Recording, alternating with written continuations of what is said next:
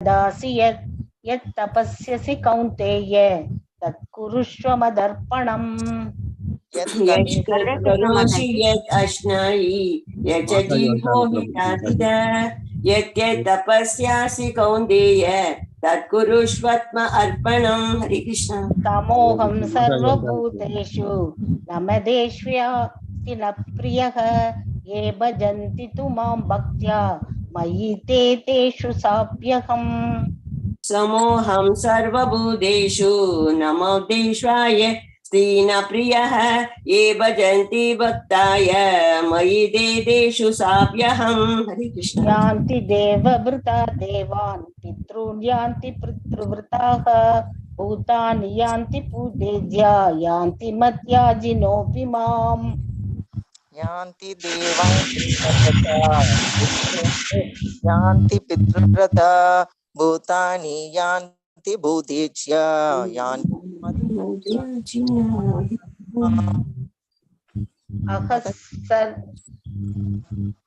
अहः सर्वस्य प्रभवो मत्तः सर्वं प्रवर्तते गिरिमत्वा भजन्ते माम् उदभावसमन्विताः। अहं सर्वस्य प्रभवो मत्तः सर्वं प्रवर्तते इति मत्वा भजन्ते माम् उदभावसमन्विताः। तेषां सततयुक्तानां भजतां प्रीतिपूर्वकं ददामि बुद्धियोऽहं तं येन मानुपयान्ति ते। तेषां सत्ययुक्तानां भजतां प्रीतिपूर्वकं तथा मे बुद्धियोगं तं येन मामुपयान्ति ते। थैंक यू माताजी। थैंक यू माताजी। हरे कृष्ण माताजी, सन प्रभुजी हरे कृष्ण एल्लार्क्कुम माताजी। हरे कृष्ण माताजी, नमस्कार माताजी। हरे कृष्ण नमस्कार। हरे कृष्ण प्रभु, हरे कृष्ण हरे कृष्ण माताजी नमस्कार। हरे कृष्ण हरे कृष्ण एल्लार्क्कुम हरे कृष्ण हरे कृष्ण माताजी नमस्कार। एल्लार्क्कुम हरे कृष्ण माताजी, एल्लार्क्कुम हरे कृष्ण। हरे कृष्ण। दंडवत प्रणाम माताजी। प्रणाम माताजी। हरे कृष्ण। हरे कृष्ण माताजी। हरे कृष्ण। हरे कृष्ण हरे कृष्ण हरे कृष्ण। हरे Krishna ma'am. Hare Krishna ma. I'll end the. I'll leave. I'll catch you. Yeah. Thank you so much. Yeah. I'll I call you send at you them. 10:11. I have sent you the message. I'll see, ma'am. Telegram, WhatsApp. No, Telegram. Okay, I'll check right away. Okay. Hare Thank Krishna. you. Okay. Hare Krishna ellarkum. ओम नमो भगवते वासुदेवाय। ओम नमो भगवते वासुदेवाय। ओम नमो भगवते वासुदेवाय। नारायणं नमस्तुत्यं नरं चैव नरोत्तमं देवीं सरस्वतीं व्यासं ततो जयं मुदीरयेत्। नष्टप्रायेषु बदरेषु नित्यं भागवत सेवयां भगवत्य उत्तम श्लोके भक्तिर्भवति नैष्टिकी। ओम अज्ञानतिमिरान्धस्य ज्ञानाञ्जनशलाकया चक्षुरुन्मीलितं येन तस्मै श्रीगुरवे नमः। श्री चैतन्य मनोभीष्टं स्थापितं येन भूतले स्वयं रूपा गदा माह्यं तदा स्वापदान्तिकम्। हे कृष्णा करुणा सिंधु दीनबन्धु जगत्पते गोपेशा गोपिकान्त राधकान्त नमस्तुते। तप्त कांचन गौरांगी राधे वृंदावनेश्वरी ऋषभानुसुते देवी प्रणमामि हरिप्रिये। पांचकल्पतारुभ्यश्च कृपसिन्धुभ्य च पतितनां पावनेभ्यो वैष्णवेभ्यो नमो नमः। जय श्री कृष्ण चैतन्य प्रभु नित्यानंद श्री अद्वैत गदाधर श्रीवासदि गौर भक्त वृंदा। हरे कृष्णा कृष्ण कृष्ण हरे हरे हरे राम राम राम हरे हरे। எல்லாருக்கும் வணக்கங்கள். இன்னைக்கு நாம 26வது பதம் இல்லையா? ஆமா மாதாஜி.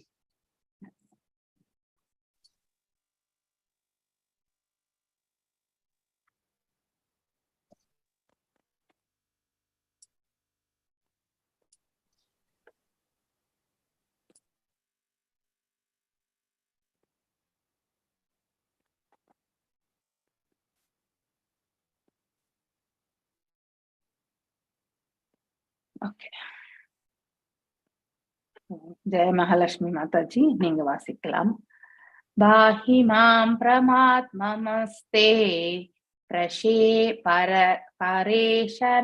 परेशने नास्तुजं प्रजाः तायि मायबिदुं बाभा उभाक्रमान्ति मां प्रभो।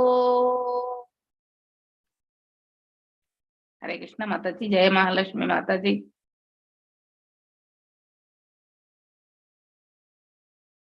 பத்மா மாதாஜி வாசிங்க. மாதாஜி. வாசிங்க மாதாஜி, உங்களதான் கூப்பிட்டேன் நான். ஜெய மகாலட்சுமி மாதாஜி ஆன பிறகு பத்மா மாதாஜி வேணும் வாசி. பாஹி மமம் பரமாத்மம்ஸ்தே பிரேணேக்ஷாணா சுஜம் பிரஜாஹ தாயிமாயபிதும் பாபா உபாக்ராமந்தி மாம் பிரபோ. பாஹி காப்பாற்று, மாம் என்னை, பரமாத்மன் ஓ பகவானே, தே உங்களுடைய பிரேக்ஷணேன ஆணையால், அஸ்ருஜம் நான் படைத்தேன், பிரஜா உயிரினங்கள், தாயுமா அந்த உயிரினங்கள், எபிதும் உணர்ச்சி கொள்ள, பாபா பாவப்பட்டவர்கள், உபாக்கிரமந்தி அணுகுகிறார்கள், மாம் என்னை, பிரபோ ஓ பகவானே. மொழிபெயர்ப்பு. பகவானை அணுகி பிரம்மன் அவரிடம் இவ்வாறு கூறினார்: என் இறைவா, உங்கள் ஆணைப்படி என்னால் படைக்கப்பட்ட இந்த பாவம் நிறைந்த அசுரர்களிடமிருந்து தயவு செய்து என்னை காப்பாற்றுங்கள். அவர்கள் பாலுணர்வின் விருப்பத்தால் ஏற்பட்ட வெறியினால் என்னை தாக்க வந்துள்ளார்கள். பொருளுரை. இந்த கிளைக்கதையில் பிரம்மனால் படைக்கப்பட்ட அசுரர்கள் ஆண்களே. ஒருவர் மீது ஒருவர் பாலின விருப்பத்துடன் இருக்கிறார்கள் என்று தோன்றுகிறது. சொல்ல போனால் தன்னை ஒத்த இனத்தின் மீதே பாலின விருப்பம் கொள்ளுதல் தீமையானது. வாழ்வின் சாதாரண நடைமுறையில் உள்ள எந்த நல்ல அறிவுடையவருக்கும் இது இருக்காது. ஹரே கிருஷ்ண மாதாஜி. மாதாஜி, இந்த சந்தேகம் வந்தது மாதாஜி. ஆனா இதை எப்படி கேட்கலாமா என்னமோட்டு எனக்கு ஒரு கொஞ்சம் கஷ்டமா இருந்தது கேட்கறதுக்கு. அதனால நான் கேட்கல மாதாஜி. இந்த சந்தேகம் வந்தது மாதாஜி. இப்படி பிரம்மர் கிட்ட இந்த அசுரர்கள் இப்படி வர்றாங்களே அப்படின்னு நினைச்சேன் மாதாஜி. நானு கேட்கறதுக்கு கொஞ்சம் டெலிகேட்டா இருந்தது. இது எப்பவோ இருக்கு மாதாஜி. ஃபாரின்ல எல்லாம் இது எப்பவோ இருக்கு. இப்ப இங்க நம்ம வீட்ல இருக்கு மாதாஜி. ஹோமோசெக்ஸ் இப்ப இருக்கு. Homosex that is not right இல்லையா? உள்ள இருக்கு இருக்கு பிளஸ் ஆர்கன்ஸ மாத்துறது இதெல்லாமே ஈவன் இல்லையா? இல்லையா? ஓமாஸ் அண்ட் லெஸ்பியன்ஸ் அப்படின்னு வேற சொல்றாங்க அதுக்கு இல்லையா? கேட்கறதுக்கு கஷ்டப்பட்டுட்டு நான் விட்டுட்டேன். அப்பனா பிரம்மர் அப்ப இது எங்க இருந்து வந்திருக்குன்றத ஃபர்ஸ்ட் யோசிக்கணும். நீங்க இப்ப இந்த காலத்துல பாக்குறீங்க, வழிகாட்டி கொடுத்திருக்காங்க. பிரம்மரையே விடலாம் அவங்க அப்படின்னா இது அசுர குணம் அப்படிங்கறத நம்ம புரிந்து கொள்ளணும். இதனுடைய தாத்பரியம் என்னன்னு புரியணும். எப்பவுமே அங்க என்ன சொல்றாங்க வராங்கன்றத விட அதனுடைய உள் நோக்கம் என்ன, கருத்து என்ன அப்படிங்கறத மனச நம்ம அதுல போய் விடணும். அப்பதான் அதனுடைய நோக்கம் எதுவா எந்த ஒரு நிலையில இருந்து இந்த மாதிரி ஆகுது, ரூட் காஸ் அனாலிசிஸ்ன்னு சொல்லுவாங்க. எப்பவுமே இந்த ஒரு எரர், ஃபார் எக்ஸாம்பிள் ஒரு மிஷின் இருக்கு, இப்ப இந்த ஒரு டெலிபோன் இருக்கு, இந்த டெலிபோன் ஒர்க் பண்ணிட்டு இருக்குன்னா எதனால ஒர்க் பண்ணுதுன்றது நமக்கு தெரியும் இல்லையா? இன்டர்நெட் கேபிள் வேணும், இதுக்கு ஒரு பவர் சப்ளை வேணும், அப்படி இருந்தாதான் இது ஒர்க் ஆகும் இல்லையா? ஒரு ஹப்போ இல்ல ஒரு இதுக்கே அந்த எல்லாத்துக்குமே பவர் கார்டு கனெக்ட் பண்ணியிருந்தாதான் அங்க இருந்து இதுக்கு எல்லாத்துக்குமே இது தனியா பவர் தேவையில்லை. ஆனா இதனுடைய இது கனெக்டிவிட்டி ஆல்ரெடி ஒரு இதுல இருக்கு. அந்த மாதிரி இது வேலை செய்யலைன்னா எதனால ரீசன் அப்படின்னு நம்ம அலசி ஆராயுமா இல்லையா? எங்கேயாவது வயர் டிஸ்கனெக்ட் ஆயிருக்கா, இல்ல ஏதாவது எலிகிலி கடிச்சு வச்சிருக்கா இல்லையா? இங்க கனெக்ஷன் கரெக்டா இருக்கு ஆனா கனெக்ஷனே வரலையே, இல்ல டெலிபோன்லயே ஏதாவது ஒரு ப்ராப்ளம் இருக்கா, இப்படி நாலா புறமும் நம்ம யோசிக்க ஆரம்பிப்போம் இல்லையா? அதுதான் ரூட் காஸ் அனாலிசிஸ். எதற்காக இந்த ப்ராப்ளம், எதற்காக இந்த பிரச்சனை, இந்த பிரச்சனை எதற்காக வந்தது அப்படிங்கறது நாம நிறையவே அலசி ஆராய்வோம் இல்லையா? இந்த கலியுகத்துல என்னென்ன நடக்கூடாது, அவரே தன் மகளை பிரம்மா தன் மகளை விரும்பினாரு. அதே மாதிரி இதெல்லாம் கலிகாலத்துல அவங்களே செஞ்சு காமிச்சிட்டாங்க, இப்படி எல்லாம் இருக்கும் அப்படின்னு நான் நினைக்கிறேன். எஸ், அதாவது அங்க அந்த ஒரு பண்பினாலதான் அந்த மாதிரி ஒரு இது இல்லையா? சோ நம்முடைய உந்துதல் இந்த இயற்கையினுடைய 3 குணங்கள்ல தாமசிக் இயல்புல நாம எது வரைக்கும் உழண்டு கொண்டிருக்கிறோமோ அது வரைக்கும் நாம செய்யக்கூடிய காரியத்தினுடைய தவறு என்னன்றது நமக்கு கண்டிப்பா புரியாது. நாம ஜஸ்டிபிகேஷன் எப்படி பண்ணுவோம்னாக்கா, நாம செய்யறதுதான் ரைட் அப்படிங்கறத நம்முடைய இது நாம செய்யறது பொதுவான கண்ணோட்டத்துல இருந்து நாம என்னைக்குமே நோக்க மாட்டோம். நாம நம்ம ஒரு இஷ்யூ இருக்கு, 2 பேருக்கு மத்தியில ஒரு ப்ராப்ளம் வருதுன்னா, ஒரு பிரச்சனை வருதுன்னா, அந்த பிரச்சனை இரு தரப்பில இருந்து வந்திருக்கலாம், இல்லை ஒருத்தரால வந்திருக்கலாம், இல்ல நம்மளாலே கூட அவங்களுக்கு பிரச்சனை வந்திருக்கலாம், அதனால அவங்க ரியாக்ட் ஆயிருக்கலாம். ஆனா உண்மையில அங்க என்ன நினைப்போம், நம்ம பிரச்சனை நம்மளால வந்ததுன்னு நம்ம என்னைக்குமே நினைக்கவே மாட்டோம். எனக்கு இது தேவைப்பட்டது, அவ எடுத்தா, அதனாலதான் நான் கேட்டேன். இப்படிதான் நம்ம போவோமே ஒழிய நம்முடைய தவறை நாம என்றைக்குமே வந்து இன்டர்னல், அதாவது இன்ட்ரோஸ்பெக்ட் அப்படின்னுவாங்க இல்லையா, உள்ளுக்குள்ள நாம என்ன செய்யறோம் அப்படிங்கறத வந்து ஒரு முறை நாம அலசி ஆராயணும். சோ உள்ளுக்குள்ள இருக்கிறத வந்து இன்ட்ரோஸ்பெக்ட்னு சொல்லுவோம். ஆனா அதை வந்து அலசி ஆராயக்கூடிய அந்த ப்ராசஸ் தான் வந்து ரெட்ரோஸ்பெக்ட்னு சொல்லுவாங்க. அந்த அந்த செயலை, அதாவது எதனால இந்த ப்ராப்ளம் வந்தது, யாரால இந்த ப்ராப்ளம் வந்தது, நாம செய்த தவறா, ஃபர்ஸ்ட் நமக்குள்ள என்ன தவறு நிகழ்ந்தது என்பதை நாம கண்டுபிடிக்கணும். அதுக்கப்புறம் தான் அடுத்தவங்களுடைய தவறை பத்தி யோசிக்கணும் இல்லையா. ஒரு இருவருக்கு மத்தியில பிரச்சனை வரும்பொழுது நம்முடைய தவறு எங்கே, நாம எங்க தவறாது, எங்கேயாவது தவறு இழைத்தோமா அப்படிங்கிற வந்து அலசி ஆராயக்கூடிய மனப்பக்குவம் எப்பொழுது வருகின்றதோ அது வரைக்கும் நாம வராது இருக்கிற வரைக்குமே நாம அஜ்ஞானத்துலதான் இருக்கணும் அர்த்தம். அப்படின்னா அந்த அந்த ஒரு ப்ராப்ளம் வந்து நாம, அந்த பிரச்சனையை நாம அஜ்ஞானத்திலிருந்து நோக்குகின்றோம் என்று பொருள். இப்போ பிரம்மர் படைச்சிட்டாரு இந்த அசுரர்களை இல்லையா, படைக்க வேண்டியதனால. ஆனா அந்த அசுரர்கள் என்ன பண்ணாங்க, பிரம்மரையே நோக்கி ஓடி வருகிறார்கள். சோ எதனுடைய உந்துதலால் வந்து, அதாவது தங்கள் தானே பாவப்பட்ட இந்த நிறைந்த அசுரன், தயவு செய்து எங்களை வந்து என்னை காப்பாற்றுங்கள், இவர்கள் பால் உணர்வின் விருப்பத்தால் ஏற்பட்ட வெறி இல்லையா, அதை கட்டுப்படுத்த முடியவில்லை, என்னை தாக்க வந்துள்ளார்கள் என்று இந்த இடத்துல சொல்லப்பட்டிருக்கு. ஹோமோசெக்ஸ், இப்ப மாதாஜி சொன்ன மாதிரி எஸ். இந்த பிரச்சனை இதெல்லாமே வந்து தவறு என்பதை வந்து இந்த இடத்துல வந்து பாகவதத்துல வந்து ரொம்ப அழகாக எடுத்துரைக்கப்பட்டிருக்கு. மாஹிமாம் பிரமாத் மமஸ்தே பரேக்ஷனேஷ்னா ஸ்ருஜம் பிரஜாஹ தாயி மாயபிதும் பாபா உபாக்ரமாந்தி மாம் பிரபோ. பாஹி பாஹிமாம், பாஹிமாம் இல்லையா, அப்படின்னா என்னை ரட்சிங்கள், காப்பாற்றுங்கள். சோ பரமாத்மனே, பகவானே, ஹே உங்களுடைய பிரசேனே ஆணையினால், அஸ்ருஜம் நான் படைத்தேன், பிரஜா உயிரினங்கள், ஹாயிமா இந்த உயிரினங்கள், எவ்விதும் உணர்ச்சி கொள்ள, பாபா பாவப்பட்டவர்கள், உபாக்கிரமாந்தி அணுகுகிறார்கள், மாம் என்னை, பிரபோ ஓ பகவானே. சோ அப்படின்னா அவர்கள் இந்த பாவப்பட்ட ஜீவன்கள் வந்து தாங்க, அதாவது தன்னை அணுகுவதை, புணர்ச்சி கொள்ள தன்னை அணுகுவதை வந்து இந்த இடத்துல பிரம்மர் வந்து யாரிடத்தில் முறையிடுகின்றார், க்ஷீரோத கஷாய் விஷ்ணுவிடத்தில் முறையிடுகின்றார். சோ விஷ்ணுவிடம் வந்து பகவானை அணுகி, ஏன்னா அவர் தான் எல்லாருடைய ஹிருதயங்களிலுமே பரமாத்மாவாக இருப்பவர் இல்லையா. சோ அசுர இயல்புகளை கொண்ட மனிதர்கள் கூட இந்த ரகத்தை சேர்ந்தவர்கள் தான். அப்போ நம்ம இப்ப மாதாஜி சொன்ன மாதிரி ஹோமோசெக்ஸ் அப்படின்னு கூடியவங்க எல்லாருமே இந்த அஜ்ஞானத்தில் உழந்து கொண்டிருப்பவர்கள், அசுர இயல்பு உடையவர்கள், வெறுமனே உடல், அதாவது பாத்தீங்கன்னா இச்சைக்காக இத்தகைய காரியங்களில் வந்து ஈடுபடுகிறார்கள் என்பதை இந்த பதத்துல இருந்து நாம தெரிந்து கொள்ள வேண்டும். சோ இது வேற, நமக்கு ஒரு லா போட்டு வந்து அப்ரூவல் பண்றதுக்கு கூட வந்து பண்றாங்க இல்லையா, மேல நாட்டுல எல்லாம் இதுக்கு ஒரு லா சட்டமே எடுத்துட்டு வர்றாங்க, அலௌடன்ட். சோ இந்த மாதிரி ஒரு, அதாவது உலகமே எவ்வளவு கீழ்த்தரமான நிலைக்கு சென்று கொண்டிருக்கின்றது என்பதை நாம உற்று நோக்க வேண்டும். இந்த கிளை கதையில் இது ஒரு பிரான்ச் ஸ்டோரி இல்லையா. பிரம்மனால் படைக்கப்பட்ட அசுரர்கள் ஆண்களே ஒருவர் மீது ஒருவர் பாலின விருப்பத்துடன் இருக்கிறார்கள் என்று தோன்றுகின்றது. இதுதான் வந்து கருத்து, இந்த பதத்திலிருந்து வந்திருக்கக்கூடிய கருத்து. சொல்ல போனால் தன்னை ஒத்த இனத்தின் மீது பாலின விருப்பம் கொள்ளுது தீமையானது, அது வந்து தவறு என்பதை இந்த இடத்துல வந்து நம்ம பிரபுபாதர் அவர்கள் வந்து அழகாக எடுத்துரைக்கிறார். வாழ்வில் சாதாரண நடைமுறையில் உள்ள நல்ல ஒரு எந்த நல்ல அறிவுடையவருக்கும் இது இருக்கவே இருக்காது. இந்த கருத்தையும் நம்ம டபுள் அண்டர்லைன் பண்ணிக்கணும். அந்த மாதிரியான செயல்கள் வந்து என்றைக்குமே நன்மை பயக்காது. இரண்டாவது, ஒரு சாதாரண வாழ்வு நடைமுறையில உள்ள எந்த ஒரு நல்ல ஜீவனும் வந்து இத்தகைய செயலில் வந்து என்றைக்குமே ஈடுபடாது. சோ இதை நாம கண்டிப்பா தெரிந்து கொள்ள வேண்டும். சோ அப்படின்னா அவ்வாறு அதையும் மீறி அவர்கள், ஹரே ஹரே கிருஷ்ணா, ஹரே கிருஷ்ணா. பஜன் பண்றாங்க யாரோ, ஒரே நிமிஷம், ஒரே நிமிஷம், ஒரே நிமிஷம்.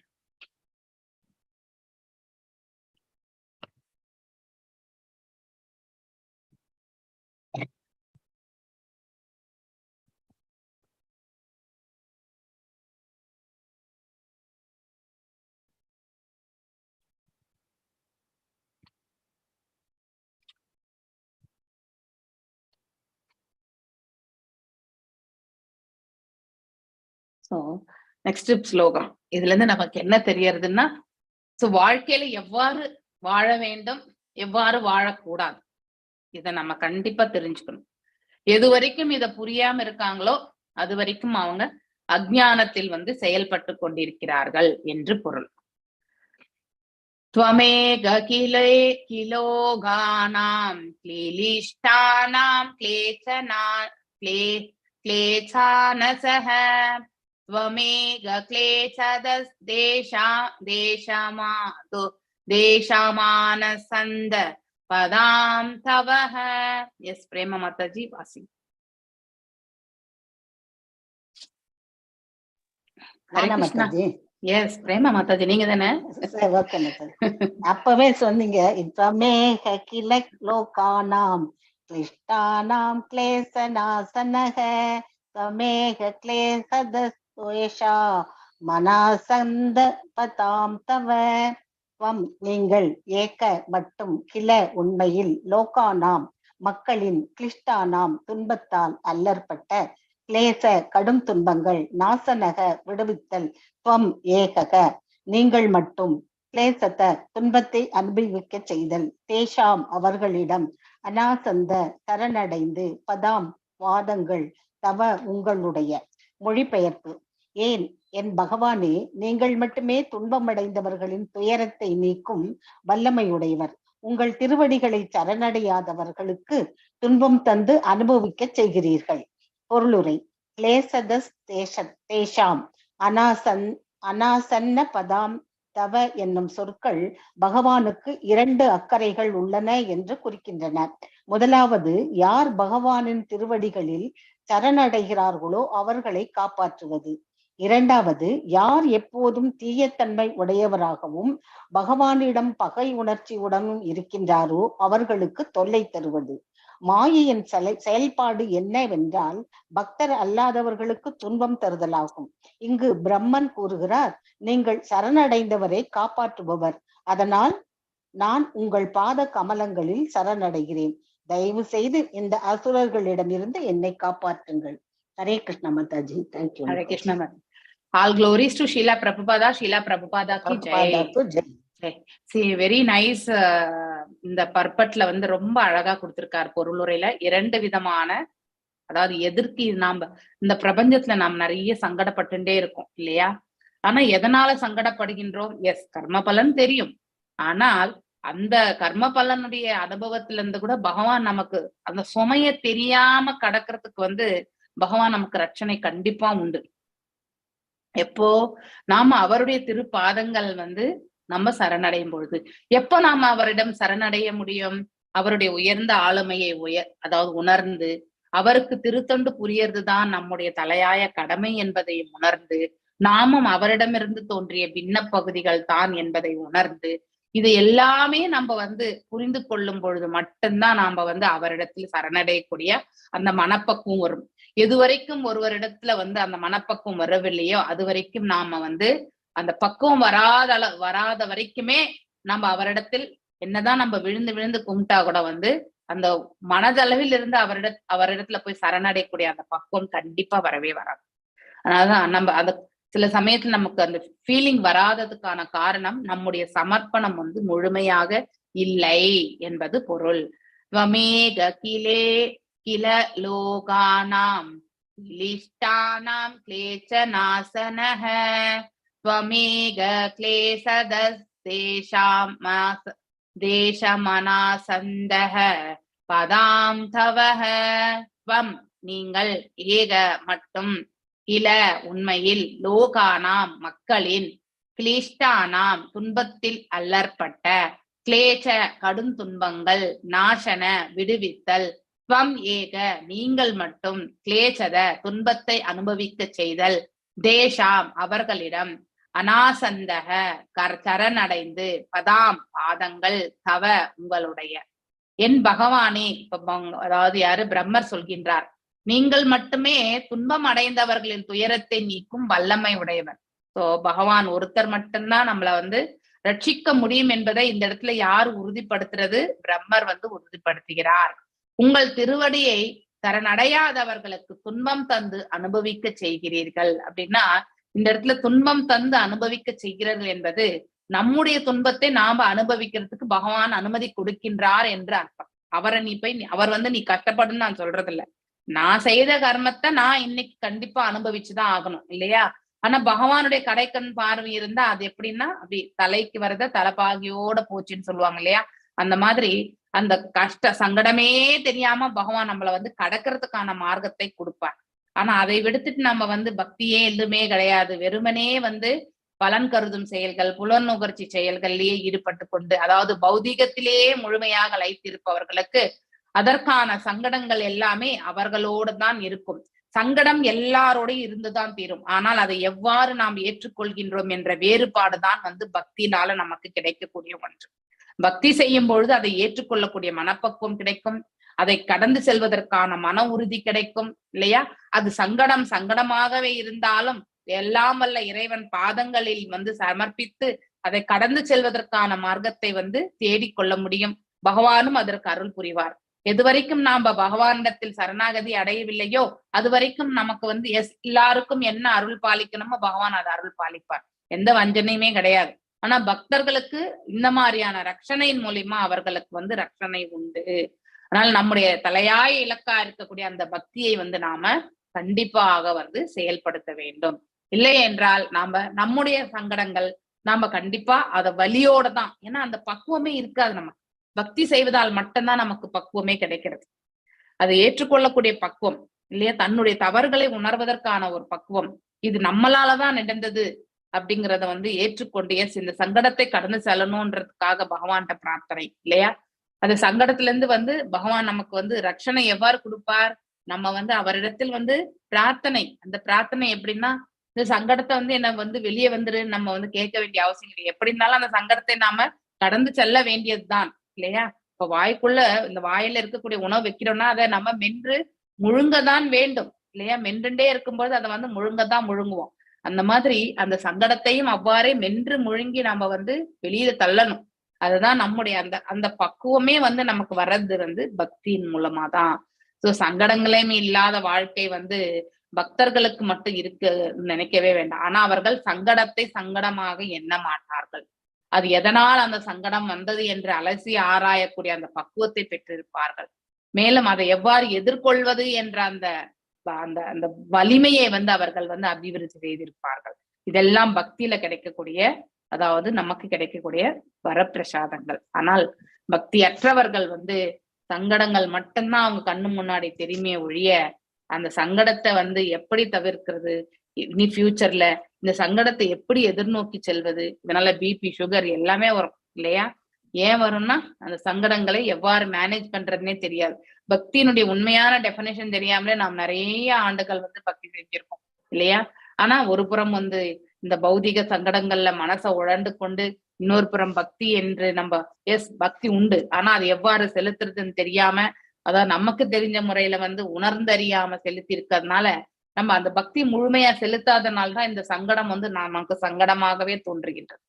அதே நம்ம பக்தியை பூரணமாக நாம சமர்ப்பித்தோம் என்றால் இந்த சங்கடங்கள் எல்லாமே ஒரு கன்றுக்குட்டியினுடைய கால் கீழே கடல் போன்று இருக்கக்கூடிய அந்த சங்கடம் கன்றுக்குட்டியினுடைய கால் பாதங்களில் குழம்பில் இருக்கக்கூடிய நீருக்கு ஒப்பாகின்ற, அதை கடந்து செல்வதற்கு ஒப்பாகின்றது. இது நிறைய இடங்கள்ல ஓமையா நாம படிச்சிருக்கோம் பிரபுபாதருடைய எழுத்துக்கள்ல.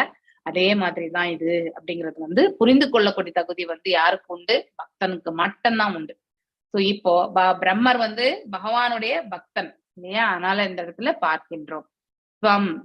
அதான் என் பகவானே, நீங்கள் மட்டுமே துன்பம் அடைந்தவர்களின் துயரத்தை நீக்க வல்லவர்கள். ஆனால் யார் உங்களிடம் தங்களிடம் சரண் அடையாதவராக இருக்கிறார்கள் அவர்களுக்கு துன்பம் தன்பு அனுபவிக்க செய்கிறீர்கள் அப்படின்னா அவர் அந்த துன்பத்தை அனுபவிக்கக்கூடிய அந்த அனுமதி பகவான் அவர்களுக்கு வழங்குகின்றார். ஏனென்றால் எதுவரைக்கும் அஞ்ஞானத்தில் உழண்டு கொண்டிருக்கின்றோமோ அது வரைக்கும் நம்முடைய துயரங்கள் நமதானதுதான்.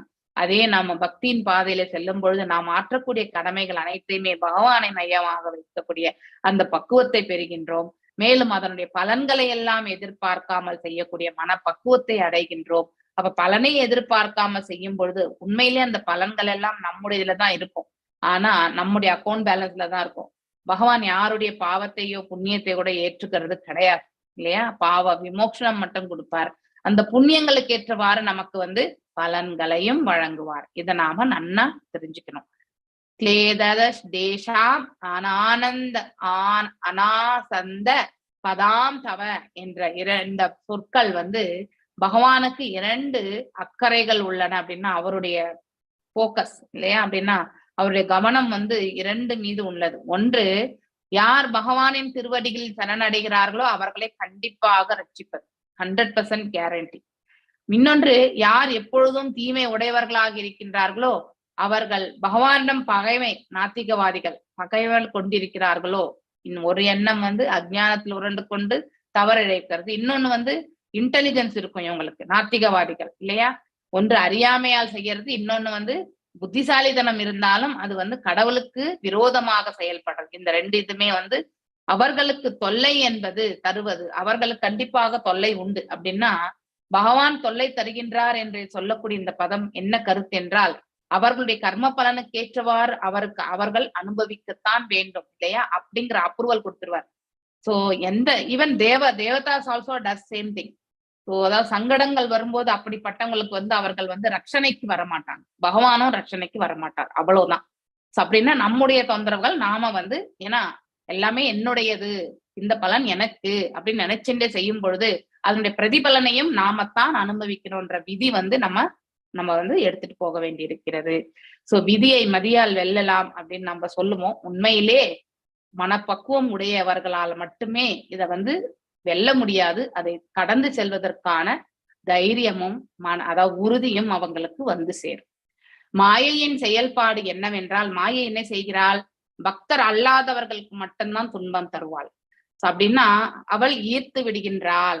மாயை தன் தரப்பில் அவர்களை கொஞ்சமா நமக்கு ஒண்ணு ஆசை இருக்குன்னா அது அப்படியே முழுசா வந்து பௌதிக தரப்புல போய் நம்ம வெல்றதுக்கான அந்த பாதையை வந்து அவர் கொடுத்து விடுகின்றாள். இங்கு பிரம்மன் கூறுகிறார், நீங்கள் சரணடைந்தவரை காப்பாற்றுபவர், அதனால் நான் உங்கள் பாதங்களில் சரணடைகின்றேன், தயவு செய்து இந்த அசுரர்களிடமிருந்து என்னை காப்பாற்றுங்கள் அப்படின்னு சொல்லிட்டு பிரம்மர் வந்து கேட்டுக்கொள்கிறார். நெக்ஸ்ட் ஸ்லோகம் பத்மா மாதாஜி.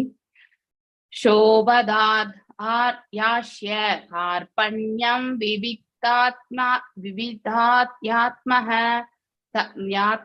தர்ஷனஹ விமுஞ்சாத்ம தனும் தே கோரா நித்யயோ விமோஷஹ. எஸ் வாசிங்க. ஹரே கிருஷ்ண மாதாஜி. ஹரே கிருஷ்ண மாதாஜி. அவதார்யாஸ்ய கார்பண்யம் விவிக்தாத்மாதிகதர்ஷனஹ விமுஞ்சாத்மா தனும் கோரா இத்யுக்தோ விமுமோசஹ. ச பகவான் ஹரி அவதாரிய கூர்ந்து கவனித்து, ஆசிய பகவான் பிரம்மனின், கார்பண்யம் துன்பம், விவிக்த சந்தேகம் இன்றி, அத்தியாத்ம பிறரின் எண்ணங்கள், தர்ஷன பார்க்க முடிந்தவர், விமுஞ்ச குதறி எறிதல், ஆத்ம தனும் உன் உடலை, கோராம் தூய்மையற்ற, விதியுக்த இவ்வாறு கட்டளையிட்டார், விமுமோத்சக பகவான் பிரம்மன் உதறி எழுந்தார். மொழிபெயர்ப்பு. பிறரின் எண்ணங்களை மிகவும் தெளிவாக பார்க்கும் பகவான் பிரம்மனின் துன்பத்தை கூர்ந்து நோக்கி அவரிடம் கூறினார், உன்னுடைய இந்த தூய்மையற்ற உடலை உதறி எரிந்துவிடு. இவ்வாறு பகவானால் ஆணையிடப்பட்டதும் பிரம்மன் தன் உடலை உதறி எறிந்தார். பொருளுரை. இங்கு பகவான் விவிக்தாத்மா தர்ஷன எனும் சொற்களால் வர்ணிக்கப்படுகிறார். யாரால் பிறரின் துன்பத்தை சந்தேகம் இல்லாமல் முழுவதுமாக கூர்ந்து கவனிக்க முடிகிறதோ அவர் பகவானாகத்தான் இருக்க முடியும். ஒருவர் துன்பத்தில் இருக்கிறார் என்றால் அவர் தன் நண்பனிடமிருந்து ஆறுதல் பெற விரும்புவார். சில சமயம் இவ்வாறு நடக்கிறது. அதாவது அவருடைய நண்பர் அவரின் துன்பத்தின் ஆழத்தை புரிந்து கொள்வதில்லை. ஆனால் பகவானுக்கு இது கடினமானது அல்ல. பரமாத்மாவான பகவான் வாழும் எல்லா பொருள்களின் மனத்தினுள்ளும் அமர்ந்திருக்கிறார். அவர் துன்பத்திற்கான சரியான காரணங்களை நேரடியாக கூர்ந்து கவனிக்கிறார். பகவத்கீதையில் பகவான் கூறுகிறார், சர்வசிய சாகம் கிருதி சன்னிவிஷ்டக, நான் எல்லாருடைய மனதிலும் அமர்ந்திருக்கிறேன். என்னால்தான் ஒருவருக்கு நினைவும் மறதியும் நிகழ்கின்றன.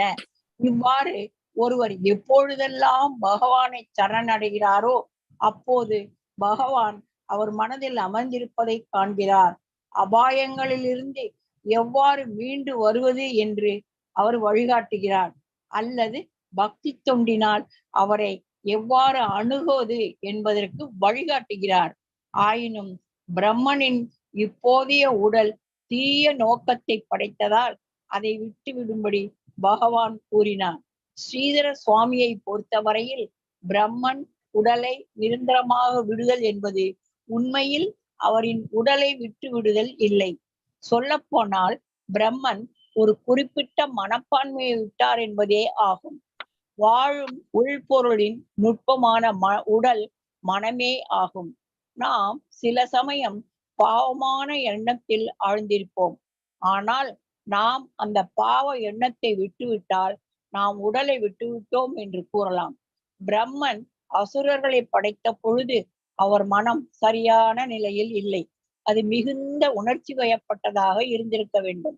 ஏனென்றால் முழு படைப்பும் உணர்ச்சிக்கு ஆட்பட்ட நிலையில் இருந்தது.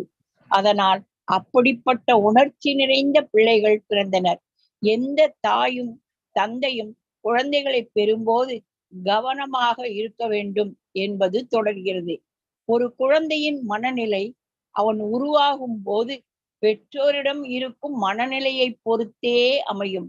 ஆகையால் வேதத்தின் நடைமுறைப்படி கர்ப்பாதான சமஸ்காரா அல்லது குழந்தைக்கு பிறப்பு கொடுக்கும் சமயச் சடங்கு பின்பற்றப்படுகிறது.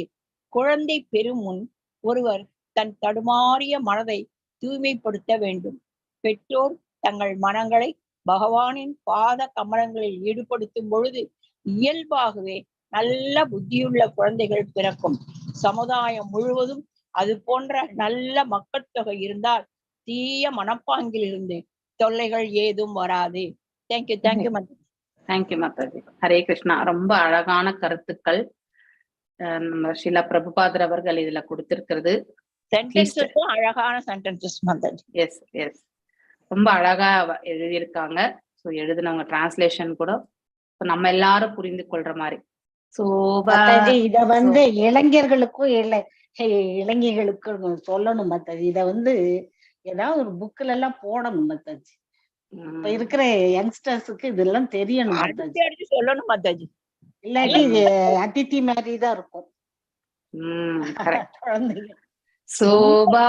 சோபதார் யஷ்யா கார்பண்யம் விவிக்யாத்ம தர்ஷனஹ விமுஞ்சாத்மா தனும் கோராம் இத்யுக்தோ விமுமோக்ஷஹ சா பகவான் ஹரி. எஸ், இது அதனால்தான் உண்மையிலே நாம ஏட்டுக்கல்வியில சொல்லி கொடுக்கிறது இந்த காலகட்டங்கள்ல அதை உபயோகப்படுத்தி நம்ம பௌதீகத்துல அபிவிருத்தி செய்யறதுக்கான அவ்வளவுதான் நம்ம செய்யறோம். வேற எதுவுமே செய்யறது கிடையாது. உண்மையான ஞானத்தை சம்பாதிக்கலாம் மாதாஜி, அதுக்குதான் அது யூஸ். ஆமா, ஆனா வாழ்க்கையில நல்லதொரு கோட்பாடுகளோடு வாழணும்ன்ற அந்த பேஸ் கல்வி நம்ம இந்த கலாச்சாரத்துல நம்ம இந்த இத்தனை உன்னதமான கலாச்சாரத்துல பிறந்த நாமளே அதை பரிபாலிக்கிறது இல்ல. ஒரு வீட்டுல 4 பேர் இருக்காங்கன்னாக்கா இத பத்தி போய் நம்ம வீட்டுல யாருக்காவது சொன்னா அவங்க கேட்டுக்கூடிய நிலைமையில இருக்காங்களா? கண்டிப்பா கிடையாது, இல்லையா? ஸ்கூல்ஸ்ல இருந்து ஆரம்பிக்கணும், சின்ன வயசுல இருந்தே ஆரம்பிக்கணும். ஸ்கூல்ல இருந்து ஆரம்பிக்கணும், அது ஒரு பாடமாவே வைக்கணும் தனியா. ஆமா, அப்போ இதனுடைய நன்மை தீமைகளை எல்லாம் தெரியறதுக்கு சின்ன வயசுலயே சொல்லிட்டா அதெல்லாம் ஆழ்ந்து எப்படி வாழணும்ன்றது பதிய வைக்கும். அப்புறமா அவங்க பிற்காலத்துல நம்ம அவங்கள பத்தி வருத்தப்பட வேண்டியதே இல்லை. ஏன்னா அவர்களுடைய பக்குவமான நிலை அப்பவே வந்துடும் பொழுது அவர்கள் தனக்கு எது நன்மையான செயல் என்பதை ஆழ்ந்து யோசித்து செய்ய ஆரம்பிப்பாங்க. எது வரைக்கும் இதை பத்தி தெரியாது இருக்காங்களோ அது வரைக்குமே இந்த நிலை உண்டு. சோ சா பகவான் ஹரி அவதாரிய கூர்ந்து கவனித்து ஆஷ்ய பகவான் பிரம்மனின் கார்பண்யம் துன்பம் விவிக்த சந்தேகமின்றி அத்தியாத்மா பிறரின் எண்ணங்கள் தர்ஷன பார்க்க முடிந்தவர் விமுஞ்ஞ உதறி எறிதல் ஆத்ம தனும் தன் உடலை அப்படின்னா இந்த இடத்துல அவர் அந்த எண்ணத்தை கொண்ட உடலை விடும்படி சொல்கின்றார். ஸோ உடல்னா பிசிக்கல் கிடையாது. ஸ்ரீதர் சுவாமி அவர்கள் வந்து ஆச்சாரியா சொன்னதை வச்சு நம்ம அதை நன்னா இந்த இடத்துல வந்து மேற்கோள் காட்டியிருக்கிறார் நம்ம ஸ்ரீல பிரபுபாதர் அவர்கள். சோ இந்த உடல் என்ன இந்த பிசிக்கல் உடலை கிடையாது. அப்படின்னா எண்ணம் கொண்ட அந்த மனதை வந்து விட்டு விடும்படி வந்து சொல்றாரு. ஏன்னா கிரியேஷன் இல்லையா, அதாவது படைக்கும் தொழில் இருக்கும் பொழுது அவருடைய மனது எவ்வாறெல்லாம் வந்து படைக்கும் பொழுது ஏற்படுகின்றதோ அப்போ அந்த நிலையில் கொண்டுதான் அந்த உயிர்வாழிகள் எல்லாம் ஜெனிக்கிறார்கள் இல்லையா. இப்ப அஜ்ஞானத்தை கொண்டு படைத்தார். அதனால்தான் அஜ்ஞானத்தினுடைய வெளிப்பாடா இந்த அசுரர்கள் வந்து படைக்கப்பட்டார்கள். சோ அதனுடைய நோக்கம் எப்படி இருக்கின்றது, பேராசை இல்லையா, மற்றும் வந்து இந்த உடல் இச்சை, இப்படிப்பட்ட ஒரு செயல்களில் தான் இருக்கின்றது. சோ அதுல இருந்து அவங்க வந்து கண்டிப்பா, அதாவது அவர் அந்த எண்ண ஓட்டத்துல இருந்து அவர் கண்டிப்பா வெளியேறணும். அதை விட்டாலே ஆட்டோமேட்டிக்கலி வந்து பிரம்மரை துரத்தி கொண்டிருக்கக்கூடிய அந்த அசுரர்களும் வந்து அவரை விட்டு நீங்குவார்கள் என்பது இந்த இடத்துல இந்த பதத்திலிருந்து நாம புரிந்து கொள்ள வேண்டும். தனும் ஆத்ம தனும் உன் உடலை கோராம் தூய்மையற்ற இது யுக்தக இவ்வாறு கட்டளையிட்டார். விமுமோஷக பகவான் பிரம்மர் உதறி எறிந்தார். எதை எறிந்தார்? அந்த மனம் எனக்கூடிய அந்த உடலை வந்து, இப்படிப்பட்ட மனம் கொண்ட உடலை வந்து உதறி எறிந்தார். சோ பிறரின் எண்ணங்களை மிகவும் தெளிவாக பார்க்கும் பகவான். இந்த கருத்தை நம்ம வந்து இந்த லைனை டபுள் அண்டர்லைன் பண்ணிக்கணும் நம்ம. ஏன்னா நமக்கு கூட உள்ளுக்குள்ள இருந்து பகவான் நம்முடைய எண்ண ஓட்டத்தை பார்த்து, யாராவது நம்ம செய்யக்கூடிய நல்லது எல்லாமே கெட்டது எல்லாமே பார்த்துட்டு இருக்காங்களா? சில பேர் நல்லதெல்லாம் ரொம்ப செய்திருப்பாங்க, ஆனா அவங்கள பத்தி ஒரே ஒரு வார்த்தை கூட வெளியில யாருக்குமே புகழ்வதற்கு கூட மனசு இருக்காது. ஆனா உண்மையிலே பகவான் உள்ளுக்குள்ள இருந்து அவர்களுக்கு நல்வாழ்த்துக்கள், அவர்கள் இன்னும் மேலும் அதை அவ்வாறு செய்வதற்கான மார்க்கத்தை அவர்களுக்கு ஏற்படுத்தி கொடுப்பார் பகவான் இல்லையா. இந்த சமுதாய நன்மைக்காக செய்யக்கூடிய ஒவ்வொரு காரியங்களையுமே பகவான் என்றைக்குமே ரெகக்னைசேஷன் உள்ளுக்குள்ள இருந்து பகவான்கிட்ட இருந்து எப்பவுமே உண்டு. அது நமக்கு வெளிப்படையா தெரியலனாலும் நம்ம மன நிறைவின் மூலமாக அதை நாம கண்டிப்பாக புரிந்து கொள்ள வேண்டும். மேலும் நம்ம செய்யக்கூடிய தவறுகள் சில சமயம் வந்து தெரியாம நம்ம தவறு இழைக்கின்றோம் ஆரம்பிச்சிட்டாலும் பாதியில நம்ம கையோ இது பண்ற தப்புன்னு சொன்னாலும் இவ்வளவு தூரம் வந்துட்டுமேன்னு பண்ணிடுவோம் நம்ம இல்லையா. சோ அப்படிப்பட்ட உணர்வுகள் கண்டிப்பா ஏற்படும். அப்படிப்பட்ட மனதுதான் இந்த இடத்துல இவரும் படைக்கும் பொழுது அவருடைய எண்ண ஓட்டங்கள் இதெல்லாமே எப்படி அமைந்ததோ அந்த அசுரர்கள் வந்து படைக்கிறதுக்கான அப்படிப்பட்ட ஒரு மனப்பக்குவத்தை பெற்றிருந்தார். இப்போ அந்த அசுரர்களை இவரை வந்து துரத்துவது வந்து அவருடைய அப்படிப்பட்ட மனதை வந்து கழட்டி எறியும்படி பகவான் வந்து எடுத்துரைக்கிறார். சோ இங்க மனதை தான் உடல் என்று சொல்லப்பட்டிருக்கு. சோ அவரிடம் கூறினார், உன்னுடைய இந்த தூய்மையற்ற உடல் அப்படின்னா தூய்மையற்ற அந்த மனதை உதறி எறிந்து விடுன்னு அர்த்தம். இவ்வாறு பகவானால் ஆணையிடப்பட்டதும் பிரம்மன் தன் உடலை வந்து உதறி எறிந்தார். அப்படின்னா அந்த அப்படிப்பட்ட தீய எண்ணம் கொண்ட அந்த மனதை வந்து அவர் வந்து உதறி எறிந்தார் அப்படின்ட்டு சொல்லப்பட்டிருக்கு. இங்கு பகவான் விவிக்தாத்ம விவித்யாத்ம தர்ஷனக என்னும் சொற்களால் வர்ணிக்கப்படுகிறார். தர்ஷனா அப்படின்னா பார்வை. யாரால் பிறரின் துன்பத்தை சந்தேகம் இல்லாமல் வித்தவுட் எனி டவுட் முழுவதுமாக கூர்ந்து கவனிக்க முடிகிறதோ அவர் பகவானாகத்தான் இருக்க முடியும் இல்லையா. இப்ப என்னுடைய கஷ்டத்தை பகவான் அறிவார், உங்களுடைய ஒவ்வொருத்தருடைய சங்கடங்களையுமே பகவான் அறிவார். அவரை தவிர உண்மையாக அறியக்கூடிய நபர் இந்த பிரபஞ்சத்தில் யாருமே கிடையாது. நாம் என்னத்தான் அடுத்தவங்க கிட்ட போய் எக்ஸ்பிரஸ், நமக்கு ரொம்ப ரொம்ப அப்படியே ஈருடல் ஓர் உயிராக இருக்கக்கூடியவங்க கிட்ட கூட நம்ம வந்து எக்ஸ்பிரஸ் பண்ணா கூட அவர்களாலேயும் நம்ம மனசுல இருக்கக்கூடிய துன்பத்தை முழுமையாக புரிந்து கொள்ள முடியாது. எல்லாம் வல்ல இறைவன் ஒருவரால் மட்டுமே புரிந்து கொள்ள முடியும். அந்த துன்பம் வந்து நியாயமானதா அப்படிங்கறது கூட வந்து ஜஸ்டிஃபை பண்றது கூட உள்ளுக்குள்ள இருந்து பகவானுக்கு தான் தெரியும். நாம நம்முடைய கண்ணோட்டத்துல நம்முடைய துன்பம் வந்து நியாயமானதுன்னு நம்ம பேசலாம், ஆனால் அதனுடைய தாத்பரியம் என்னவென்றால் அது உள்நோக்கம் என்னவாக இருந்தது, இந்த துன்பத்திற்கான காரணம் நம்முடைய சுயநலமாக இருந்ததா இல்லை பொதுநலமாக இருந்ததா, இதெல்லாமே வந்து உண்டு. அந்த கண்ணோட்டத்திலிருந்து தான் வந்து நோக்க வேண்டும். இப்படி அலசி ஆராயக்கூடிய மனப்பக்குவம் நமக்கு வர வேண்டும். ஆனால் அது இல்லாத பொருட்டில் கண்டிப்பாக நாம என்ன நினைப்போம், நாம ஒருத்தர் தான் சங்கடத்துல இருக்கோம், பகவான் நமக்கு கண்டிப்பா ரட்சிப்பார். சோ நம்முடைய தவறு வந்து நம்முடைய சங்கடம் வந்து நியாயமானது அப்படின்லாம் ஜஸ்டிபிகேஷன் நமக்குள்ள பண்ணிப்போம். ஆனா உண்மையிலே எல்லாம் வல்ல இறைவனுடைய ஏட்டுல வந்து இது நியாயமான துன்பமா, இதற்கு ரட்சணை வழங்கணுமா இல்லையான்றதெல்லாம் அவர் தான் நிர்ணயிப்பார். சோ பக்தனானவனுக்கு வந்து இந்த ரட்சணை கண்டிப்பாக உண்டு.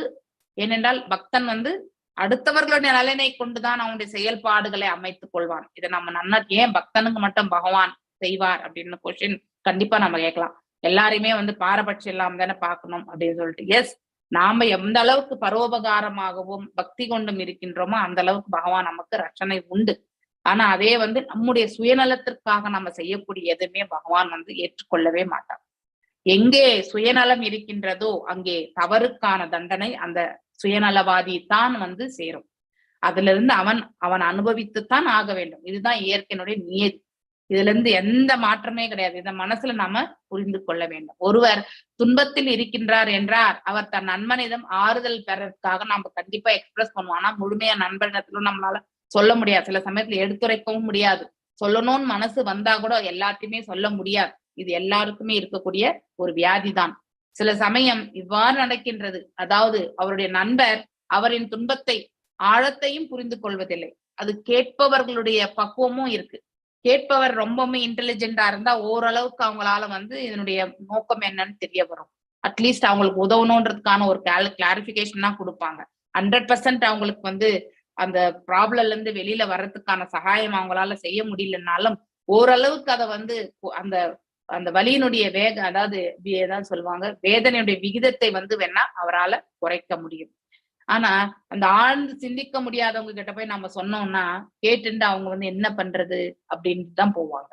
சோ ஆனால் பகவானுக்கு இது கடினமே கிடையாது இல்லையா? எல்லாவற்றையும் அறிந்தவர் பரமாத்மாவான பகவான், அதாவது நம்ம ஸ்ரீரோத கஷாய விஷ்ணு வாழும் எல்லா பொருட்கள் மனதிலும் அமர்ந்திருக்கிறார்.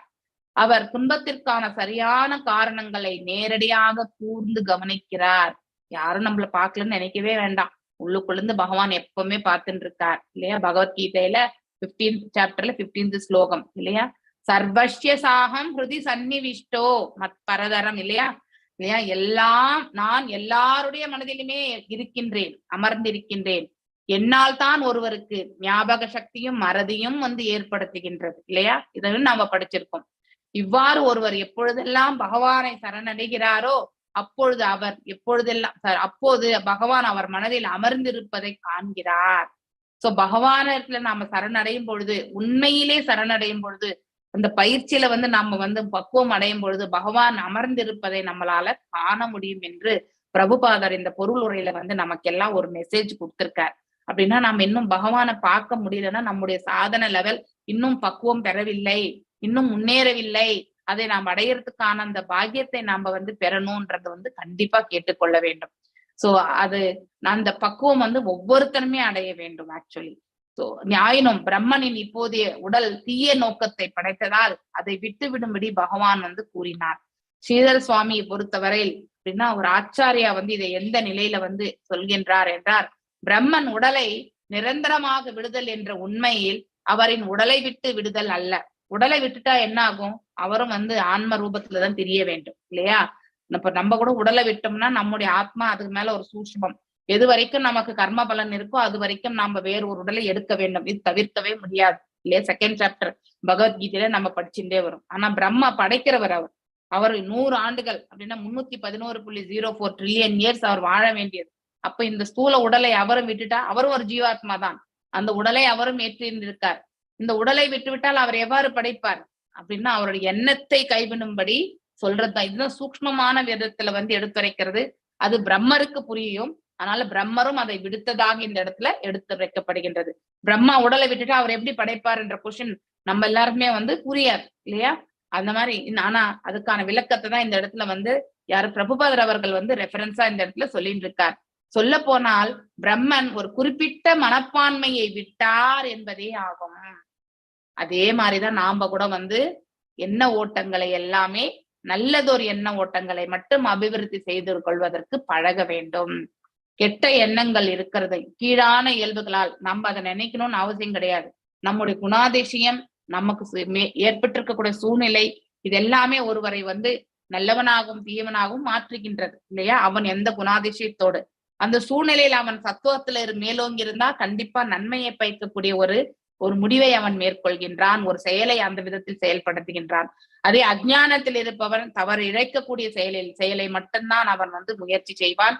அதனால அதற்கான பாவத்தையும் அவன் வந்து அனுபவிக்க வேண்டியதாகின்றது. சோ இப்ப அப்படிப்பட்ட ஒரு மனதை வந்து நாம கண்டிப்பாக கைவிட வேண்டும்.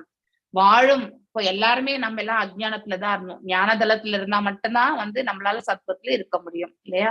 அதனால ஞானத்தை அபிவிருத்தி செய்து கொள்வதற்கு நாம முயற்சி செய்ய வேண்டும். அதற்கு பக்தி தான் நமக்கு வந்து மெயினா ஒரு தூண்டுகோல். பக்தியை நாம வந்து எந்த எதிர்பார்ப்பும் இல்லாம பகவானிடத்தில் கொள்கின்றோமோ அது அப்போ வந்து நமக்கு உள்ளுக்குள்ள இருந்து பகவானே நமக்கு ஞானதலத்தை நோக்கி நமக்கு மார்க்கத்தை அமைத்து கொடுப்பார். நமக்கு எது நன்மையோ அவர் பார்த்து பார்த்து செய்வார். இப்போ தாய் எப்படி குழந்தைக்கு வந்து பார்த்து பார்த்து காலையில பிரேக்ஃபாஸ்ட், மத்தியானம் டிஃபன் இல்லையா, அது அவருடைய ஸ்கூல்ஸ் புக்ஸ் இது எல்லாமே பார்த்து பார்த்து அவருக்கு என்னென்ன சப்போர்ட் பண்ணணுமோ எல்லாத்தையுமே, சில சமயத்துல ஹோம்ஒர்க் கூட உட்கார்ந்து சப்போர்ட் பண்ணக்கூடிய நிலை. இப்பெல்லாம் ஹோம்ஒர்க் தாய் தந்தை எழுதி கொடுக்க வேண்டிய சூழ்நிலை கூட வந்துருது. அப்படிப்பட்ட ஒரு சூழல். காலேஜுக்கு போன பிறகு கூட சில சமயத்துல வந்து இதை பண்ணி கொடுமா அதை பண்ணி கொடுமா சிறு குழந்தைகள் எழுதி விடுவாங்க. இந்த காலேஜுக்கு போகும்போது இருக்கக்கூடிய தொல்லைகள் பார்த்தீங்கன்னாக்கா, இந்த அசைன்மெண்ட் முடிக்கல, அந்த அசைன்மெண்ட் முடிக்கல, இப்படிலாம் வந்து உண்டு. ஸோ அதனால தாய் தந்தையருக்கு நிறைய ரெஸ்பான்சிபிலிட்டிஸ் இருக்கு இல்லையா? அதே போலதான் பகவானுக்கும் நாம் எல்லாரும் அவருடைய பிள்ளைகள். நமக்கு நம்மளுடைய இது எல்லாமே பாத்தீங்கன்னாக்கா, இன்னைக்கு காலையில பாகவதம் கிளாஸ்ல ரொம்ப அற்புதமாக ஒரு எடுத்துரைப்பு பிரேமா மாதாஜி அவர்கள் சொன்னாங்க. என்ன சொன்னாங்கன்னாக்க, பிரகத் பாகவதாமிருதம். சோ பாகவதாமிருதம் யார் எழுதுன்னு, சனாதன கோஸ்வாமி எழுதினாரா, ரூப கோஸ்வாமி எழுதினாரா? நாளைக்கு கண்டுபிடிச்சிட்டு வந்து சொல்லுங்க. சோ எந்த கோஸ்வாமி எழுதினாங்கன்ட்டு. சோ அத பிரகத் பாகவதாமிருதம் என்பது வியாக்கியானம். கோஸ்வாமி எழுதின வியாக்கியானம், பாகவதத்தினுடைய வியாக்கியானம். அதுல ரொம்ப அற்புதமாக எழுதியிருக்கார். கண்ணன் நம்ம எல்லாருமே வந்து திரும்பி வர்றதுக்காக ரொம்பவுமே வந்து ஆவலோட காத்துட்டு இருக்கார். எல்லாமே நாம் எல்லாம் அவருடைய பிள்ளைகள் இல்லையா? அவரிடத்தில் சென்று அடைய வேண்டும் என்பதற்காக ஒரு தாய் எவ்வாறு காத்து கொண்டிருக்கிறாளோ அதே போல அவரும் காத்து கொண்டிருக்கிறார் இன்னும் ரொம்ப அழகா எக்ஸ்பிரஸ் பண்ணாங்க மாதாஜி. அதை கேட்பதற்கே ரொம்ப அமுதம் போன்று இருந்தது அது. சோ அதனால நம்ம எல்லாருமே பகவான்கிட்ட வரணும் போகணும் என்றுதான் பகவானுடைய எதிர்பார்ப்பே.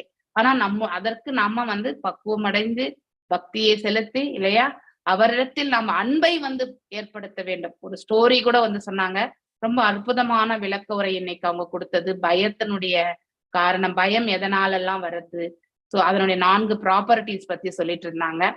சோ எதிர்பார்ப்புகள் இருக்கும் பொழுது, அன்பு என்ற கூடிய எதிர்பார்ப்பு நம்ம எப்ப இருக்கோ, அதாவது அதை இழந்து விடுமோ என்ற பயம் என்பது நம்ம கிட்ட இருக்குமா இந்த பௌதிக உலகத்துல இல்லையா?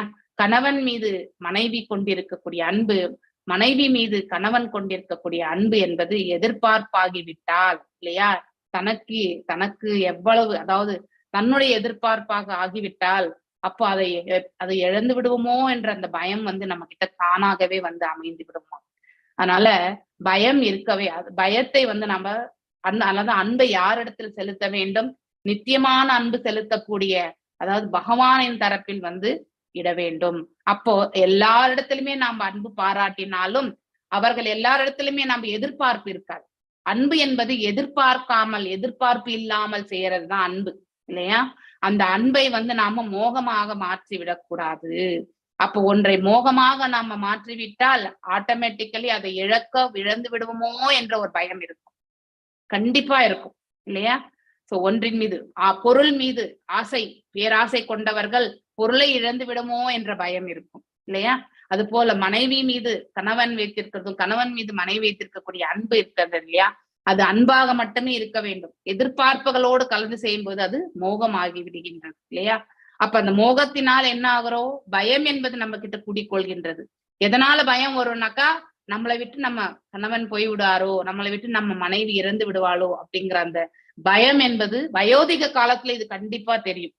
இந்த வயோதிகமான காலத்துக்கு வரும்பொழுதுதான் இந்த டிபெண்டன்சிஸ் எல்லாமே நிறைய இருக்கும். ஏன்னா நம்ம பிசிக்கலா இருக்கக்கூடியவங்கள மேலதான் நம்முடைய ஆதாரத்தை நாம வச்சிருக்கோம். எல்லாம் வல்ல இறைவன் இருக்கின்றார், அவர் தாழ் பணிந்து அவர் எந்த சூழ்நிலை இருந்தாலும் அவர் நமக்கு ரட்சனை கொடுப்பார் அப்படிங்கிற உறுதி கொண்ட மனதோடு அவர் பாதங்களில் நாம் தாழ் பணியும் பொழுது நம்மளை சுற்றி நடக்கக்கூடிய எந்த ஒரு, அதாவது நன்மையும் தீமையும் வந்து நமக்கு வந்து ஒரு பெரியதான ஒரு எதிர்பார்ப்புகளோ பாதிப்புகளோ இருக்காது. சோ எதிர்பார்ப்புகளே வச்சுக்க கூடாது. எக்ஸ்பெக்டேஷன் வந்து மிக மிக தவறான ஒன்று. எக்ஸ்பெக்டேஷன் இருக்கிற வரைக்குமே நம்மள பந்தத்தில் வந்து ஆழ்த்தும். சோ அதாவது அந்த பந்தத்தினால் நாம் என்ன பண்றோம், இன்னும் ஒரு பிறவியை வந்து ஏற்படுத்தி கொள்ளக்கூடிய அந்த மார்க்கத்தை நாம் ஏற்படுத்தி கொள்கின்றோம். we are paying the way for the another birth. அதனால எதிர்பார்ப்புகள், எக்ஸ்பெக்டேஷன் யார் மீதும் வெற்றி கொள்ளக்கூடாது. அன்பு ஒன்றை மட்டும், எந்த ஒரு எதிர்பார்ப்பும் இன்றி நாம அன்பு செலுத்த வேண்டும். அதுதான் உண்மையான அன்பு. எதிர்பார்ப்போடு செய்யக்கூடிய அன்பு பரிமாற்றங்கள் என்பது நம்முடைய சுயநலமாகின்றது. இதை நாம உணர்ந்தறிய வேண்டும். யாரிடத்தில் நம்முடைய அன்பை மேன்மையாக செலுத்த வேண்டும், நம்மளை படைத்த அந்த இறைவன் மீதுதான் நம்ம வந்து மேன்மையான அன்பை வந்து செலுத்த வேண்டும். அந்த அன்பு என்பது நித்தியமாக எப்பொழுதும் இருக்கக்கூடிய ஒன்று. இந்த உடலை விட்டு வேறு ஒரு உடலை தரித்தால் கூட அந்த அன்பு என்பது தொடர்ந்து கொண்டேதான் இருக்கும். கடைசி வரைக்குமே நம்ம வந்து பகவானோட சம்பந்தத்தை ஏற்படுத்தி கொள்ளக்கூடிய அந்த அன்பை மட்டுமே பகவான் கொடுப்பார் அப்படிங்கறது வந்து நாம தெரிந்து கொள்ள வேண்டும். சோ இப்ப இந்த இது ரொம்ப அழகான விளக்க உரை இன்னைக்கு பிரேம மாதாஜி சொன்னது. கடைசியில அந்த 5 நிமிடங்கள் சொன்ன கருத்துக்கள், ஆழ்ந்த கருத்துக்கள். சோ நம்ம அந்த 4th சாப்டர் நம்ம கண்டிப்பா படிப்போம். ஏன்னா நானும் இப்ப கேட்டுட்டே வர்றதுனால உங்களுக்கு வந்து இன்னும் அதிகமா எடுத்துரைக்கக்கூடிய பாக்கியத்தை பகவான் கண்டிப்பா கொடுக்கணும்ன்ற பிரார்த்தனைகளை நான் உங்க எல்லாரும் முன்னாடியே வைக்கிறேன். ஏன்னா அடுத்த நிமிஷம் என்ன நிகழும் என்பதே தெரியாத ஒரு உலகத்துலதான் நாம எல்லாருமே வாழ்ந்துட்டு இருக்கோம். எல்லாம் வல்ல இறைவனுடைய கருணை இருந்தால் மட்டுமே நாம இந்த சங்கத்தை வந்து கடைசி வரைக்கும் எடுத்துட்டு போகக்கூடிய பாக்கியத்தை பெற்றவர்கள் ஆகின்றோம். அதனால உங்களுடைய பிரார்த்தனைகளும் சரி, என்னுடைய பிரார்த்தனைகளும் சரி, நாம் எல்லாரும் இந்த இணையதளத்தில் இருந்து கொண்டு எல்லாம் வல்ல இறைவனுக்கு நம்முடைய நன்றி கடன்களை நாம கண்டிப்பாக செலுத்த வேண்டும். மேலும் இந்த பிளாட்ஃபார்மை கொடுத்த, அதாவது ஸ்ரீல பிரபுபாதருடைய இயக்கத்திற்கு நம்முடைய நன்றிகளை தெரிவிக்க வேண்டும். மேலும் NND பிரபுஜிக்கும் வந்து நாம அந்த நன்றிகளை கண்டிப்பாக தெரிவிக்க வேண்டும் இல்லையா? சோ நாம் எல்லாரும் மனதளவில் அவங்களுடைய அந்த அருளுக்காக நாம கண்டிப்பா நமஸ்காரங்களை தெரிவிச்சுட்டு மேலும் இதுல வந்து கண்டினியூ பண்ணும் பொழுது, வாழும் உட்பொருள்களின் நுட்பமான உடல் வந்து, அதாவது உள்ள இருக்கக்கூடிய இந்த ஷட்டில் பாடி நுட்பமானது இல்லையா, சூக்ஷ்மமானது மனம். சோ நம்ம சூக்ஷ்ம உடல் எதுன்னு நமக்கு தெரியும் இல்லையா, அகங்காரம், மனசு, புத்தி. இந்த மனசைதான் வந்து, அப்படிப்பட்ட மனதை வந்து தூக்கி எறின்னு சொல்லிட்டார். நாம் சில சமயம் பாவமான எண்ணத்தில் ஆழ்ந்திருப்போம். ஏன்னா நம்ம இயற்கையே அப்படிதான் இல்லையா, நமக்கு ஒரு சூழ்நிலை அப்படி ஏற்பட்டுச்சுன்னா நம்ம பாவமான எண்ணத்தை, இப்ப நம்மள ஒருத்தர் வந்து அடிச்சுட்டாருனாக்கா கண்டிப்பா அவங்கள நம்ம ஏதாவது அவங்களுக்கு திருப்பி செய்தே ஆகணும்ன்ற உணர்வு ஏற்படுமா ஏற்படாதா? கண்டிப்பாக ஏற்படுகின்றது. அது எதனால் ஏற்படுகின்றது? அது இந்த இயற்கையினுடைய 3 குணங்கள்ல நாம் ஆட்கொள்ளப்படுவதால் ஏற்படக்கூடிய ஒன்று. அதனால்தான் ஒரு உயிர் வாழி இந்த குணங்களுக்கு அப்பாற்பட்ட நிலையை வந்து அடையறதுக்கு வந்து முயற்சி செய்ய வேண்டும்.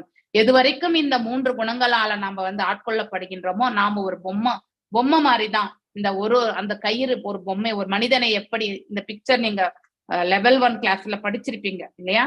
இந்த குணத்திரை விபாக யோகத்துல போய் பாத்தீங்கன்னா ஒரு ஸ்லைடு இருக்கும், 3 கயிறு, ஒரு பக்கம் சத்வம், ஒரு பக்கம் ரஜோ, ஒரு பக்கம் தமஸ் இல்லையா, இழுக்கும் நம்மள வந்து.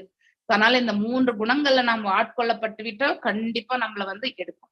நம் உடலை விட்டு விட்டோம் என்று கூறலாம். பிரம்மன் அசுரர்களை படைத்த பொழுது அவர் மனம் சரியான நிலையில் வந்து இல்லை. அது மிகுந்த உணர்ச்சி வயப்பட்டதாக இருந்த, எமோஷனல் இல்லையா. ஏனென்றால் முழு படைப்புக்கும் உணர்ச்சி ஆட்பட்ட நிலையில் இருந்தது. அவர் படைக்கும் பொழுது அவர் வந்து உணர்ச்சி வயப்பட்டு இருந்தார் என்று சொல்லப்பட்டிருக்கு. அதனால அப்படிப்பட்ட உணர்ச்சி நிறைந்த பிள்ளைகள் பிறந்தனர். எந்த தாயும் தந்தையும் இதற்கான இது வந்து ஒரு தாய் தந்தை வந்து அந்த கர்ப்பாதான சம்ஸ்காரா அப்படிங்கிற அந்த இதை வந்து கண்டிப்பா பரிபாலிக்க வேண்டும். அப்பொழுது அந்த நிலையில் இருந்து கொண்டு, அதாவது பகவானிடத்தில் கணவன் மனைவி பகவானிடத்தில் மனதை வந்து சமர்ப்பித்து ஒரு பிள்ளையை ஈன்றார்கள் என்றால் அந்த குழந்தை வந்து தெய்வீகமான அம்சங்களோடத்தான் பிறக்கும். சோ இந்த ஒரு மனப்பக்குவத்தை வந்து நாம கண்டிப்பா எஜுகேட் பண்ணணும் இல்லையா? ஆனா இதுவே தெரியாமதான் நம்ம இப்ப வாழ்க்கையில என்னவோ அந்த அளவுக்கு வழங்காத நிலை கூட இப்ப உண்டு. அவர்கள் ஏதோ பிடிச்சிருந்தா போய் திருமணம் பண்ணிக்கிறது, வீட்டுக்கு தெரியாம திருமணம் பண்ணிக்கக்கூடிய நிலை, இதெல்லாமே நிகழ்கின்றது. சோ அதெல்லாம் அவங்களுடைய கர்ம பலன்தான், அது நம்ம ஒத்துக்க வேண்டியதுதான். ஆனால் அந்த கர்ம பலனையே நம்ம வந்து இது பண்ணக்கூடாது. அதையே நினைச்சுட்டு இருந்தாக்கா நம்முடைய முயற்சி எங்கே இல்லையா? அதை மாற்றி அமைக்கக்கூடிய அந்த மனச பக்குவத்தை கண்டிப்பா நம்ம வளர்த்துக்கணும் இல்லையா? சோ இந்த மாதிரி ஒரு கலாச்சாரத்தை வந்து நாம கண்டிப்பா, இது தொன்று தொட்டு இருந்த கலாச்சாரம். ஆனால் அதை நாம இடைக்காலத்தில் எல்லாத்தையுமே மறந்து போய் இப்ப வந்து நிறைய இது என்னது சம்பிரதாயங்களையே நம்ம வந்து ஃபாலோ பண்றது கிடையாது. திருமண சடங்குகளே வந்து நிறைய குறைச்சிட்டோம் நம்ம. அந்த மாதிரி ஒரு நிலை சில பேருக்கு வந்து தெரியறது இல்ல. நம்ம பெரியோர் மூத்தோர்களை நம்ம வீட்டுல வச்சு அவங்கள வந்து அவங்களுடைய வழிநடத்ததுல இருந்து நம்ம செய்தோம்னா கேட்டு அது கண்டிப்பா நடக்கிறது. ஆனா அவங்களுக்கான வேல்யூ கூட நம்ம இப்ப இருக்கக்கூடிய காலகட்டங்கள்ல மிக மிக குறைவு. தாத்தாக்கு வேலை கிடையாது, பாட்டிக்கும் வேலை கிடையாது இல்லையா?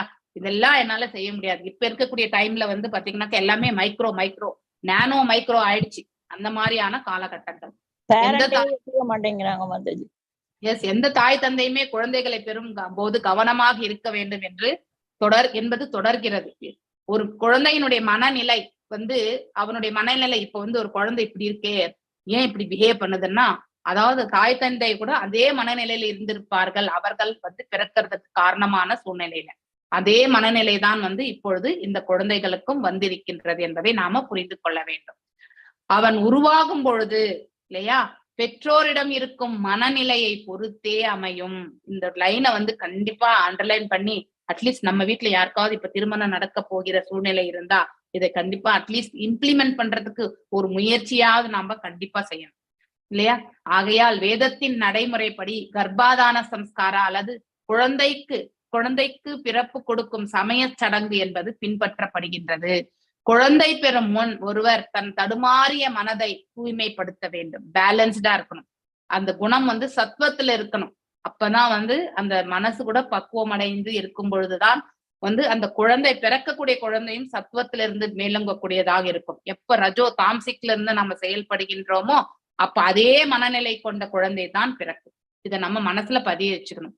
பெற்றோர் தங்கள் மனங்களை பகவானின் கமல பாதங்களில் வந்து ஈடுபடுத்தும் பொழுது இல்லையா, மனதை வந்து பகவானின் தரப்பில் ஈடுபடுத்தி கொண்டு இயல்பாகவே நல்ல பக்தி உள்ள குழந்தைகளை பிறக்கக்கூடிய வாய்ப்பு உண்டு அவர்களுக்கு.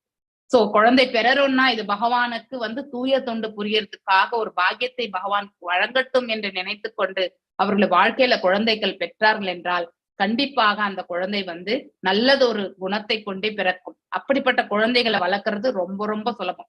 இப்ப இருக்கக்கூடிய குழந்தைகளை வளர்க்கறது அவ்வளவு சுலபமா? நிறைய இன்டெலிஜென்ட் இப்போ இல்லையா? இன்றைக்கு இருக்கக்கூடிய இன்டெலிஜென்ட்டை விட நாளைக்கு வந்து பிறக்கக்கூடிய குழந்தை இன்னும் இன்டெலிஜென்ட். அதனால என்ன பண்றோம், அவங்களுக்கு உணவு கொடுக்கறது கூட நம்ம மொபைல் கையில கொடுத்துட்டு கேம் ஆட வச்சுதான் நம்ம கொடுக்குறோம். இதெல்லாம் ரொம்ப தவறு. 5 இயர்ஸ் வரைக்குமே இந்த கேட்ஜெட்ஸ், டிவி இதெல்லாமே பாக்குறதுக்கு நாம விடவே கூடாது. ஏன்னா குழந்தையினுடைய முழு வளர்ச்சி வந்து ஒவ்வொரு இதுமே வந்து பேசிக் வளர்ச்சி எல்லாமே அந்த 5 ஆண்டுகள்ல தான். அந்த 5 ஆண்டுகள் வரைக்குமே இந்த மாதிரியான உணர்வுகளை ஏற்படுத்தக்கூடியது எல்லாமே நம்ம கொடுத்தோம்னா இப்போ வந்து கேம் ஆடும் பொழுது என்ன ஆகுதுன்னா அவங்களுக்கு உத்வேகம் இல்லையா, அதே அந்த பௌருஷ் அந்த இதுல இருக்காங்க, வேகத்திலேயே இருப்பாங்க. அதாவது இலக்கு வந்து என்னன்னு யோசிக்க மாட்டாங்க. அப்படிப்பட்ட ஒரு மனம் தான் அந்த குழந்தைக்கு வந்து அமைய பெறும். அதனால சமுதாயம் முழுவதுமே இது போல நல்ல மக்கட்தொகை இருந்தால் தீய மனப்பாங்கில் இருந்த தொல்லைகள் எதுவுமே வராது.